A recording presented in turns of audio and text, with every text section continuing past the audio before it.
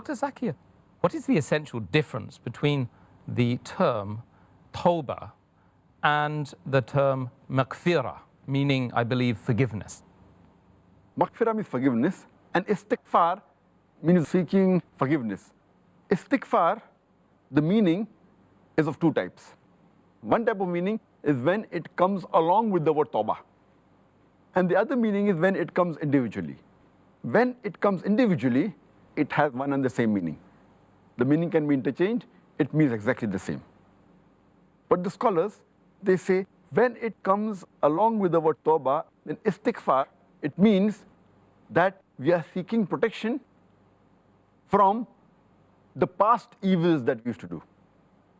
And Taubah, when it comes along with istighfar, it means that we are repentant to Allah subhanahu wa ta'ala and we are seeking protections from the things which we may indulge in future.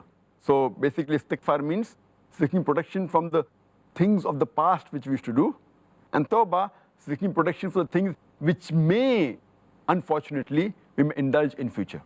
So this is the basic difference. If it comes separately, the meaning is one and the same. If it comes together, then it has two different meanings. It's good we're going through this technical definition phase in every episode. I think this is something which is missing amongst the brothers and sisters, is the real understanding of the basic terms. The next question really for me would be, why is it such a special thing to seek repentance during this holy, blessed month of Ramadan?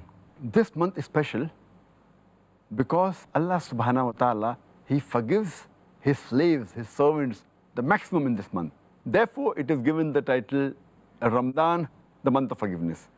And our beloved Prophet Muhammad said, it's mentioned in the hadith of Tirmidhi, in the book of fasting, hadith number 682, where our beloved Prophet Muhammad said that when the first night of Ramadan comes, the devils and the demons, they are chained.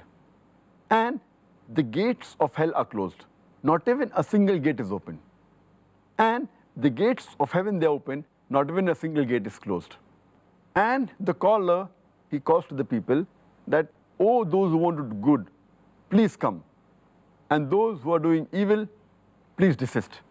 And Allah subhanahu wa ta'ala, He ransoms His slaves. And He does that every night of Ramadan. And our beloved Prophet Muhammad, he further said, it's mentioned in a Sahih hadith of Tirmidhi, hadith number 3545, where the beloved Prophet Muhammad, once he goes on the pulpit before giving a khutbah, and he says, Ameen, Ameen, Ameen thrice. So the people ask, that, oh Messenger, why?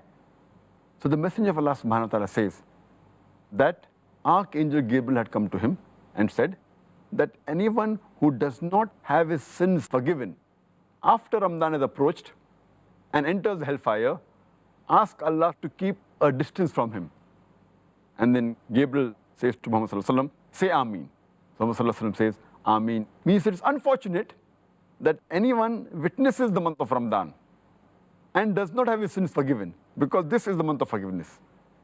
And our beloved Prophet Muhammad sallallahu alaihi wasallam said, it's mentioned in Sahih Bukhari, volume number 3, in the book of fasting, hadith number 1901, that if anyone fasts in the complete month of Ramadan with belief and seeking the reward of Allah subhanahu wa ta'ala, all his past sins will be forgiven.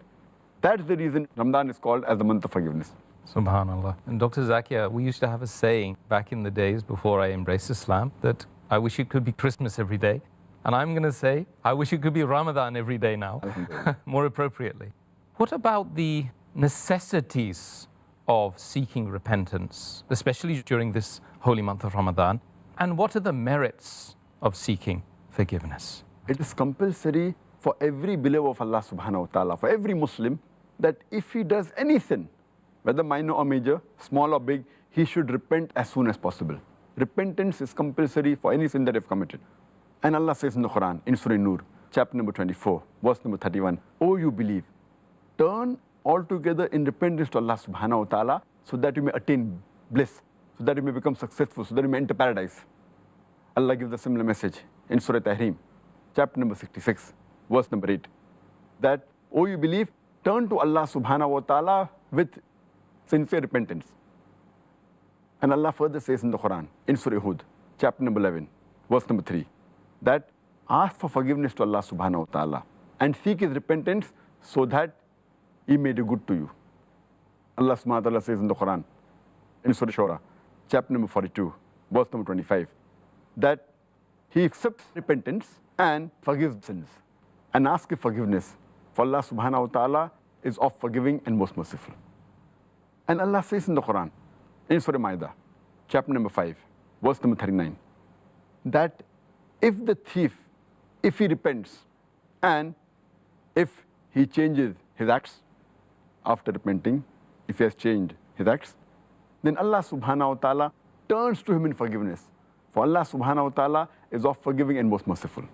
Allah repeats a similar message in Surah Ma'idah, chapter number 5, verse number 74, that ask Allah subhanahu wa ta'ala for forgiveness, for he is of forgiving and most merciful. Besides several verses of the Quran, there are several hadith which speak about the merit of Taubah. For example, if you read the hadith of a beloved Prophet Muhammad sallallahu alaihi wasallam in Sahih Bukhari, volume number 8, book of applications, hadith number 6307, where a beloved Prophet Muhammad sallallahu alaihi wasallam, he says that I ask for forgiveness and repentance more than 17 times a day. Imagine our beloved Prophet Muhammad sallallahu alaihi wasallam, who's the best of examples, who's the best human being on the face of the earth. He says that he asks for forgiveness and repentance to Allah subhanahu wa ta'ala more than 70 times a day. It further mentioned in Sahih Muslim, volume number 4, in the book of Dhikr, hadith number 6523, where a beloved Prophet Muhammad sallallahu alaihi wasallam said, O believers, you should repent. And I repent every day 100 times to Allah subhanahu wa ta'ala.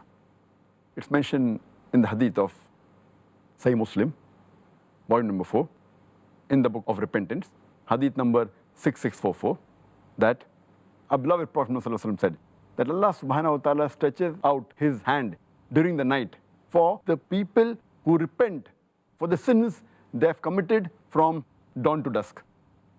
And Allah subhanahu wa ta'ala stretches out his hand during the day for the people who repent for the sins they have committed from dusk to dawn, until the sun rises from the west.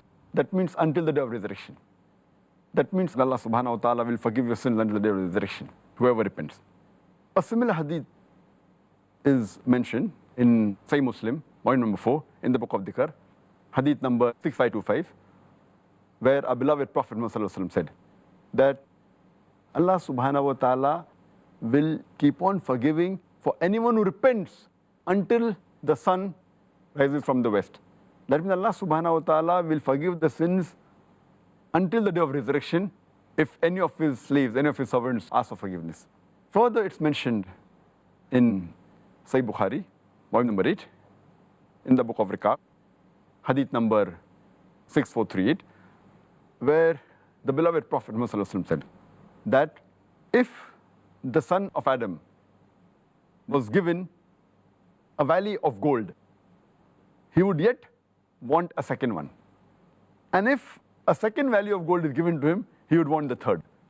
For there is nothing that fills the stomach of the son of Adam except dust. This shows that the greed the human beings have, and irrespective of how much ni'mah Allah gives, he always seeks for more and more. Rather, he should repent and ask for forgiveness. And there's a different version of the hadith that quoted earlier. It's mentioned in Sahih Muslim, volume number 4, in the book of Dhikr, hadith number 6613, where our beloved Prophet said that Allah subhanahu wa ta'ala is more pleased when his servant repents, when his servant asks for forgiveness, than a person who, while traveling on his camel in the desert, he stops for rest and he sleeps beneath a tree. And when he wakes up, he sees his camel laden with goods. He's not there. So he climbs on a mound and he tries to find the camel, he does not find it. He climbs on the second mound, but yet doesn't find it. He climbs on the third mound, he doesn't find it. Then he turns back to the original position, and there he sees his camel laden with the goods. And he's so happy.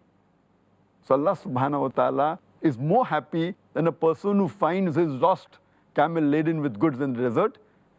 Allah is more happy than that when a person asks for forgiveness when he repents. So these are the merits of repentance and Taubah. It reminds me of my own journey to Islam once again. Month of Ramadan, this is when I found my fitrah. Alhamdulillah.